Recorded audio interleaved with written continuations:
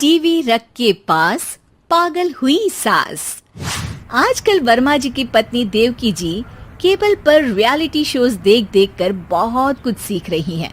जैसे आज तो वो सुबह सुबह बेसुरे आलाप ले रही हैं। सारे गामा माँ जी, सारे गामा पाधा नीसा होता है। अरे वो तो सब गाते हैं, ये मेरा स्टाइल है। आवाज तो कम कर लीजिए माँ जी, पर्दे फट जाएंगे कान के। ये कहो कि पर्दों में आग लग जाएगी। देखना, मेरी आवाज सुन के जज आग लगा देगी, आग लगा देगी, तू तो आग लगा देगी, ऐसा बोलेंगे।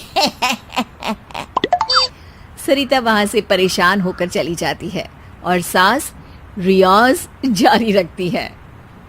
सारे गाओ, सारे नाचो।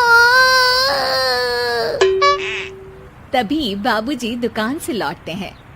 अरे देवकी, क्यों तानसेन बनी हुई है? कान से खून निकालोगी क्या? अरे क्या हुआ, रियाज तो करने दो मुझे। इसको रियाज बोलते हैं? ऐसा लग रहा है जैसे घोड़े हिना रहा है। घोड़े पे बैठ के ही बम्बई जाऊंगी मैं तो, जब जज साहब कहेंगे कि देवकी तुम मुंबई आ रही हो। जज साहब, वो अदालत वाले? अरे नहीं नहीं, बड़े लोग हैं, आप नहीं जानते हैं। ओ मैं तो छोड़ चली अपना ये देश, बम्बई मुझे प्यारा लगे। गाना गाती हुई देवकी चली जाती है और बाबूजी अपनी सरफिरी पत्नी के इस संगीत प्रेम की चर्चा करने बहू के पास चले जाते हैं। अरे सरिता बेटा, सुनो तो, ये तेरी सास को क्या हुआ है बेटा? सुबह तो अच्छा भला छोड़कर गया था इसे। सिंगर बनेगी अब वो। सिंगिंग रियलिटी शो में जाने की सुबह से तैयारियां चल रही हैं इनकी। हाँ, अब तो कोयल के सुर मेंढक छेड़ेगा। हे भगवान, सद्बुद्धि दो इसे। इधर बाबूजी भगवान को कहते हैं और उधर राधा रानी प्रकट हो जाती है, देवकी की मोहल्ले की सबसे पक्की दोस्त। क्यों री देवकी, काहे इतना गला फाड़ रही है? कोई चीखने चिल्लाने का कंपटीशन है क्या? अरे ये देख, नया सिंगिंग शो, मैं भी गाऊंगी, हिंदुस्तान के दिलों की धड़कन बनूंगी। अरे इतना बेसुरा गा के दिलों की धड़कन नहीं, दिलों का अटैक बन जाएगी। इससे तो अच्छा है कि नाच ही ले। वैसे भी दिन भर मोहल्ले में नाचती तो रहती है तू, कभी इसके घर कभी उसके घर। देवकी को समझ में आ जाता है कि उसका गाना किसी को पसंद नहीं आ रहा। अगले दिन सरिता देखती है कि सास पैरों में घुंघरू बांध के नाच रही है। अरे माँ जी, क्या मंजुलिका बनी हुई है आज आप? अरे नाचने दे बहू, जब तक है जान जाने जहां मैं नाचूंगी। अरे माँ जी, अभी जान निकल जाएगी इतनी जोर से नाचेंगी तो। अरे अरे, क्या कर रही हो? अरे दिख नहीं रहा, डांस कर रही हूँ। अरे जैसी तुम्हारी हरकतें हैं, तुमको तो नागिन डांस करना चाहिए।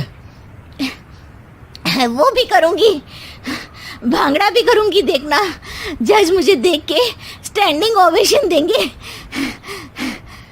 हाँ, स्टैंडिंग ओवेशन तो देंगे ही, ताकि खड़े होकर वहां से भाग सके तुम्हारा डांस देखकर। अरे कुछ ढंग की चीज करो, ये रोज क्या नया शुरू कर देती हो? सास को लगता है कि उसका डांस का सीन भी बिगड़ गया। अब वो टीवी देख के कोई और कलाकारी ढूंढने लगती है। तभी उसे टीवी पर खतरों के खतरनाक खिलाड़ी शो दिखता है, जिसमें लोग अलग अलग स्टंट करते हैं। बस देवकी को नया काम मिल जाता है। अगले दिन सुबह देवकी डंबल लेकर कसरत करने लगती है। माँ जी, ये क्या कर रहे हैं आप? अरे खली जैसे बनकर खलबली मचा दूंगी। कल मैंने खतरों के खतरनाक खिलाड़ी देखा और सोच लिया कि मुझे वही जाना है। हाँ बस। तभी वहाँ बाबूजी भी आ जाते हैं। अरे इतना भारी डंबल, अरे गिर मत जाना कहीं लेकर। अरे चुप करो, तुमसे कुछ नहीं होता इसका मतलब ऐसा नहीं कि मुझसे भी कुछ नहीं होगा। मैं तो खतरों के खतरनाक खिलाड़ी में जाने वाली हूँ। हाँ, मैं तो इस शो में तभी गया था जब तुमसे शादी हुई थी। तुमसे शादी करना भी खतरों के खतरनाक खिलाड़ी में जाने से कम थोड़ी ना।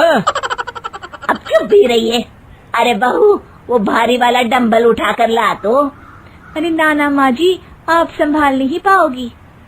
अरे मैंने टीवी में देखा था, एक आदमी कार उठा लेता है, इतना तो मैं उठा ही सकती हूँ ना।